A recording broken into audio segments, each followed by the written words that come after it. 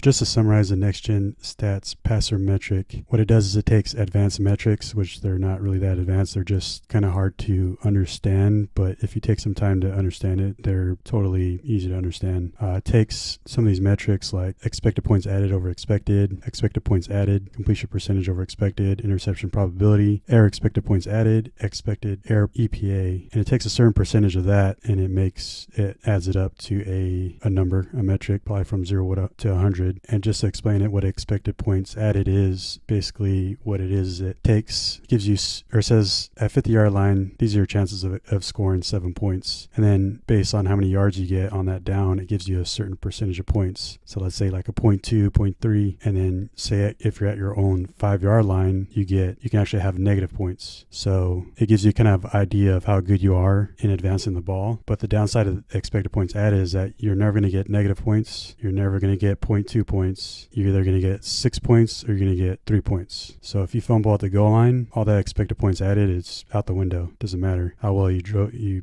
drove the ball down the field. You didn't score any points. So that's one downside of that. And the other thing is, I don't know if it accounts for what stats say about how important rushing is in the red zone. They say, rushing becomes critical in the red zone, and I believe this is because you can't stretch the field like you would at the 50-yard line or your own 30. So short yardage plays become more important. The Chiefs are really good at spreading field out horizontally, so they'll run like spread offense, throw it, towards the sideline. So you could do stuff like that. But if you're good at spreading the field and your play calling is based off that, you're probably not going to have so much success in the red zone. And then what it does is it standardizes that and it gives it Z-scores. So basically it puts it on a scale of like 0 to 100.